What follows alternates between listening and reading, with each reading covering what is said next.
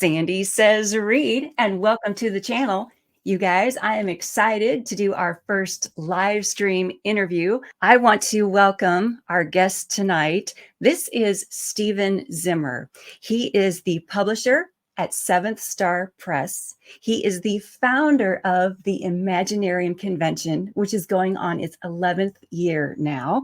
He is an editor of manuscripts. So those authors out there who need someone to help them fine tune or revamp and fix an entire manuscript, he is there for you. He is also an author in his own right. He has just a ton of books and short stories and novellas to his name. Tell us what is it about the fantasy genre that appeals most to you? Tell the audience what it is about fantasy that attracts you to the genre. As a reader, I think it's just the ability just to go anywhere. I mean, it's just almost without limits. Because, I mean, you can have elements of magic, you can have the supernatural, you can have fantastical worlds, creatures, and, there are other genres of speculative fiction, certainly, that can do that.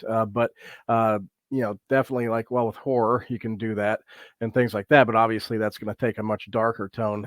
With fantasy, you can pretty much run the gamut. It's like a full spectrum of possibilities, and so I love that as a reader. Now, as a writer, flipping the coin a little bit, I love the fact that it gives you the ability to kind of take readers into a place and get them to believe in something that they can't experience or haven't experienced in their own lives, and really get at that suspension of disbelief. And I think that's a lot of fun. And then also the ability to go into representing themes and things like that without it really getting heavy-handed. Like some books can get really preachy on certain topics, but in fantasy you can kind of weave some things in to kind of work with some themes, and they don't have to come across as overly bashing over the head while you're looking at some serious topics or things that people might not would turn on to otherwise.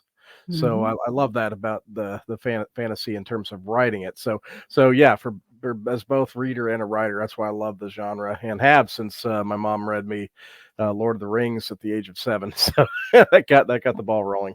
Right. So when all of a sudden the fantasy genre as literature was not wanted, it just surprised me.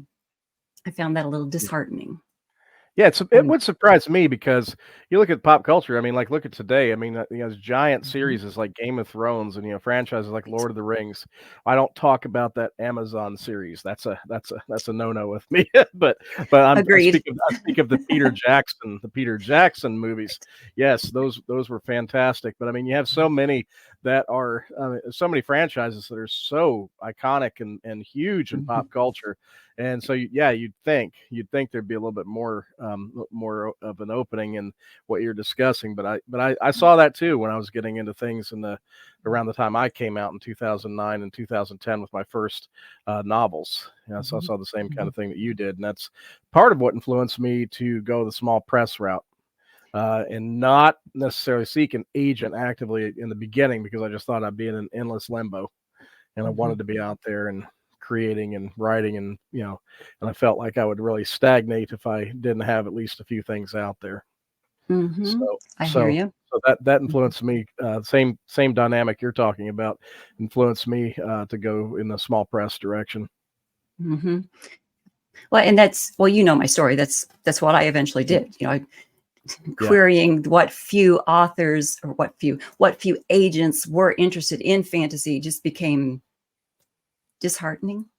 Yeah. and I know myself, that kind of rejection, I'm not going to be able to stand it for too awful long. And so I stopped that, reworked my stuff, and just went straight to a small press. Like you're saying, I went straight to the small press that was interested in fantasy. Yeah. Okay, so we're talking a little bit about publishing. We're getting into the publishing sphere. So let me jump to another question here about how some of these different social platforms out there are affecting sort of the publishing side of fantasy. I mean, you as Seventh Star Press's publisher and editor and person in charge, I mean, how are you seeing some of the different social media platforms affecting or influencing what you will take on as a project in like a fantasy realm or any of the speculative fiction realms? Well, I see it in the major press level. It really does affect it on the social media platforms because they do look for you having a large platform as being one factor in deciding whether or not they bring you aboard. And so it's almost like in some instances, an author has to be successful before they get the Right. contract with one of those companies or Mhm. publishers. And I've seen it many times when we've had guests at Imaginarium that have Volume Path. They've sold hundreds of thousands of books, and then they get the 3-book deal with a major press publisher, Mhm. things of that nature. And by that time, obviously, they have a large platform to offer, so it does factor in a little bit on that level. But then they also, there's various certain trends that'll be kind of red hot at a certain time. They'll be looking for maybe books that are set in like Eastern type fantasy or something like that, something influenced by that, or it's like a constantly shifting landscape. But with the small press level, I mean, there's always always some very solid folks out there that are working to get things out, and things that are not things are different, new voices and things. I think they take more chances.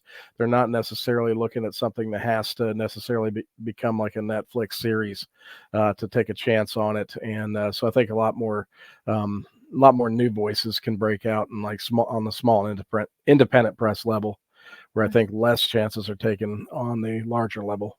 Mhm, mhm. And they're Definitely, yeah. looking for somebody that has some clout before they even bring them aboard. Yeah.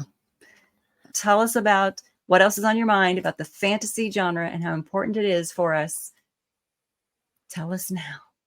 Well, I think now, I mean, there's just so many great subgenres and flavors of it that yeah, there's something for you to connect with. And I think that's great that you brought up the grim dark and the romantasy. There's so many different gateways into fantasy now. Give it a try. Look around. You will find a story that you'll connect with, and they'll help you ease into it if you're not currently a fantasy reader.